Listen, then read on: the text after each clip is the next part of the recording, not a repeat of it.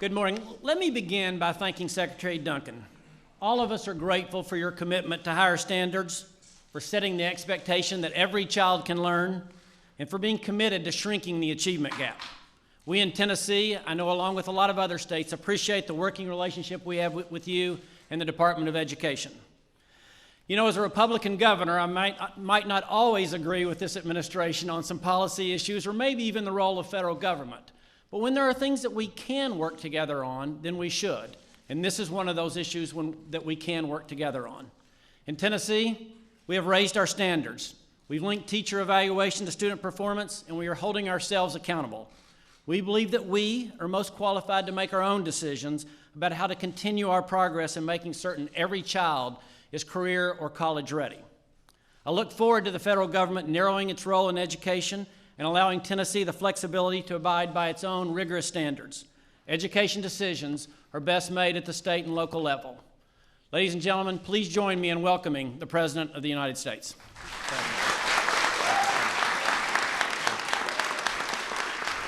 Thank you. Thank you, everybody. Thank you very much. Thank you. Thank you. Thank you. Thank you so much. Everybody, please have a seat. Well, welcome to the White House, everybody. I see a whole bunch of people who are interested in education, and we are grateful for all the work that you do each and every day. I want to recognize the person to my right, somebody who I think will end up being considered one of the finest secretaries of education we've ever had, Arne Duncan.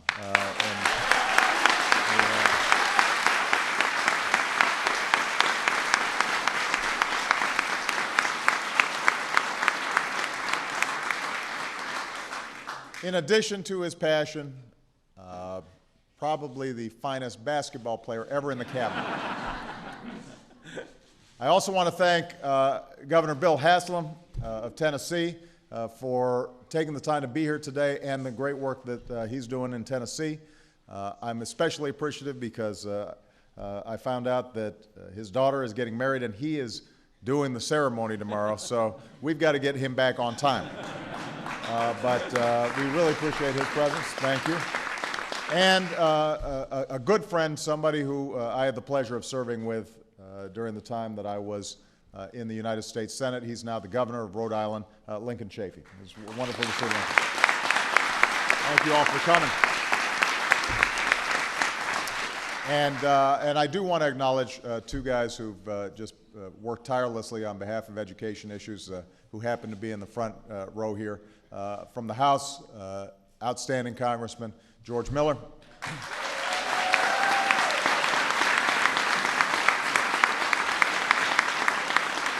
And from the Senate, the pride of Iowa, Tom Harkin.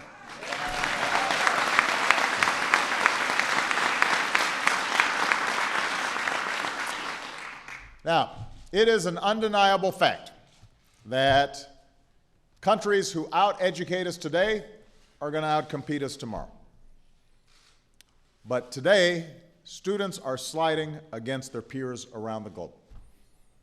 Today, our kids trail too many other countries in math, in science, in reading. And that's true, by the way, not just in inner city schools, not just among poor kids, even among what are considered are better off suburban schools. We're lagging behind where we need to be. Today, as many as a quarter of our students aren't finishing high school. We have fallen to 16th in the proportion of young people with a college degree, even though we know that 60% of new jobs in the coming decade will require more than a high school diploma. And what this means is, if we're serious about building an economy that lasts, an economy in which hard work pays off with the opportunity for solid middle-class jobs, we've got to get serious about education. We are going to have to pick up our games and raise our standards. We're in the midst of an ongoing, enormous economic challenge. And I spend a lot of my time thinking immediately about how we can put folks back to work and how we can stabilize the world financial markets, and those things are all important. But the economic challenges we face now are economic challenges that have been building for decades now. And the most important thing we can do is to make sure that our kids are prepared for this new economy.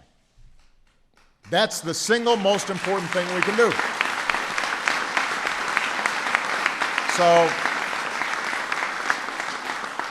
So even as we focus on the near term and what we've got to do to put folks back to work, we've got to be thinking a little bit ahead and start making the tough decisions now to make sure that our schools are working the way they need to work. Now, we all know that schools can't do it alone. As parents, the task begins at home. It begins by turning off the TV and helping with homework and encouraging a love of learning from the very start of our children's lives. And I'm speaking from experience now. Malia and Sasha would often rather be watching American Idol or SpongeBob. But Michelle and I know that our first job, our first responsibility is instilling a sense of learning, a sense of a love of learning in our kids. And so there are no shortcuts there. We have to do that job, and we can't just blame teachers and schools if we're not instilling that commitment, that dedication to learning in our kids. But as a nation, we also have an obligation to make sure that all of our children have the resources they need to learn, because they're spending a lot of time outside of the household. They're spending the bulk of their waking hours in school.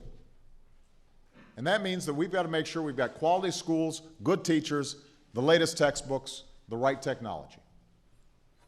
And that, by the way, is something we can do about right away. That's why I sent the jobs bill to Congress that would put thousands of teachers back to work all across the country and modernize at least 35,000 schools.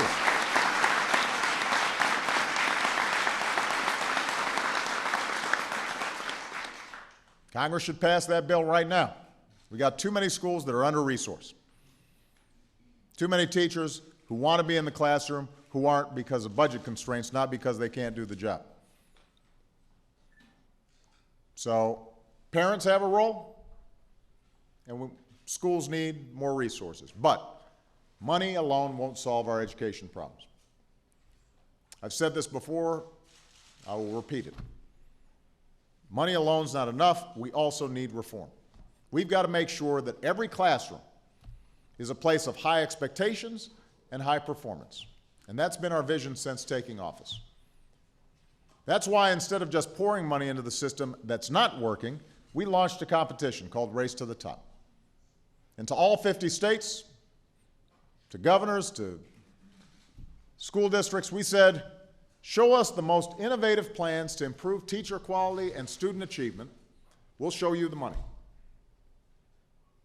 We want to provide you more resources, but there's also got to be a commitment on your part to make the changes that are necessary so that we can see actual results. And for less than 1% of what we spend on education each year, Race to the Top, under Arnie's leadership, has led states across the country to raise their standards for teaching and learning. And by the way, these standards that we're talking about, these high standards that we're talking about, were not developed here in Washington. They were developed by Republican and Democratic governors throughout the country. Essentially, you had a peer group, a peer review system where everybody traded best practices and said, here's what seems to work, and let's hold all of our schools to these high standards. And since that's Race to the Top's been launched, we've seen what's possible when reform isn't just a top-down mandate, but the work of local teachers and principals and school boards and communities working together to develop better standards. Now, this is why in my State of the Union address this year, I said that Congress should reform the No Child Left Behind law based on the principles that have guided Race to the Top. And I want to say, the goals behind No Child Left Behind were admirable. And President Bush deserves credit for that. Higher standards are the right goal. Accountability is the right goal. Closing the achievement gap is the right goal. And we've got to stay focused on those goals. But experience has taught us that in its implementation, No Child Left Behind had some serious flaws that are hurting our children instead of helping them. Teachers too often are being forced to teach to the test. Subjects like history and science have been squeezed out. And in order to avoid having their schools labeled as failures, some states perversely have actually had to lower their standards in a race to the bottom instead of a race to the top. They don't want to get penalized? Let's make sure that the standards are so low that we're not going to be seen as failing to meet them. That makes no sense. And these problems have been obvious to parents and educators all over the country for years now. Despite the good intentions of some, two of them are sitting right here, Tom and George. Congress has not been able to fix these flaws so far. I've urged Congress for a while now, let's get a bipartisan effort, let's fix this. Congress hasn't been able to do it. So, I will. Our kids only get one shot at a decent education. They cannot afford to wait any longer. So given that Congress cannot act, I am acting. Starting today,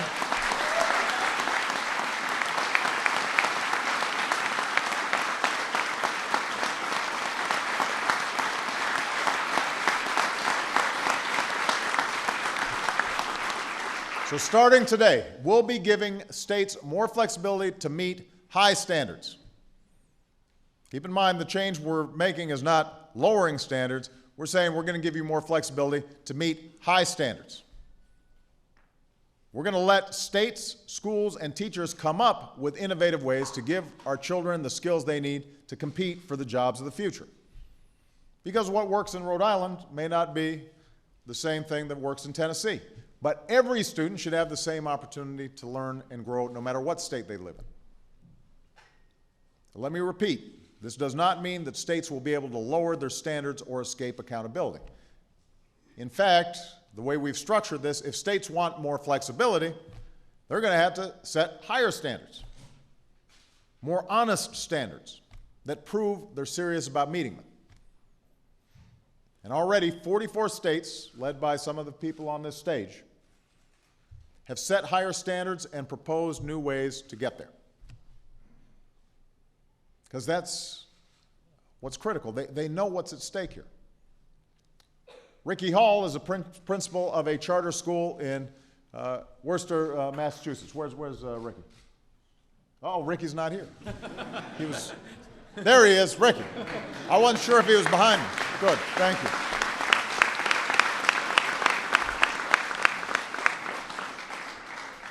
Every single student who graduated from Ricky's school in the last 3 years went to college. Every single one.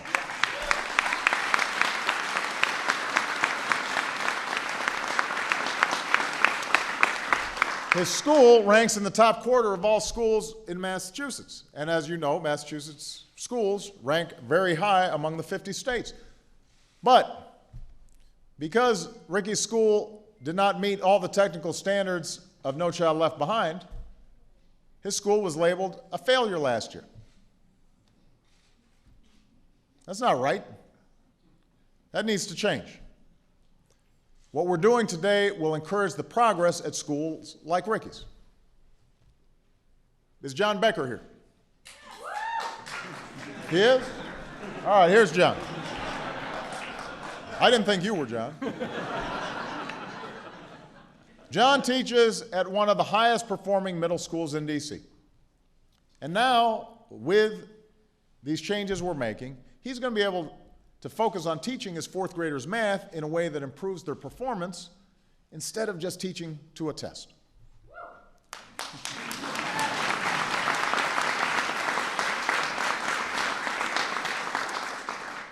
We have superintendents like Dave Estrup from Springfield, Ohio, right here.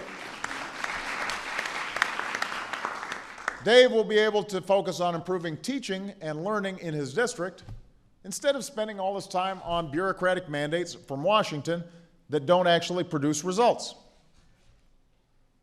So this isn't just the right thing to do for our kids. It's the right thing to do for our country.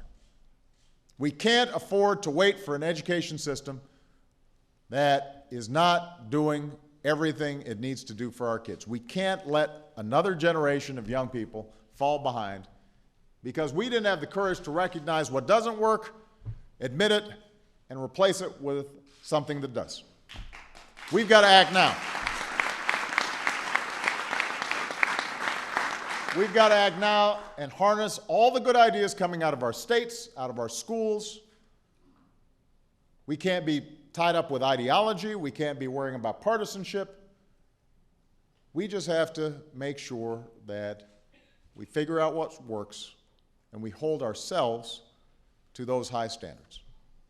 Because now is the time to give our children the skills that they need to compete in this global economy. We've got a couple of students up on stage who are doing outstanding work because somebody in their schools is dedicated and committed every single day to making sure that they've got a chance to succeed.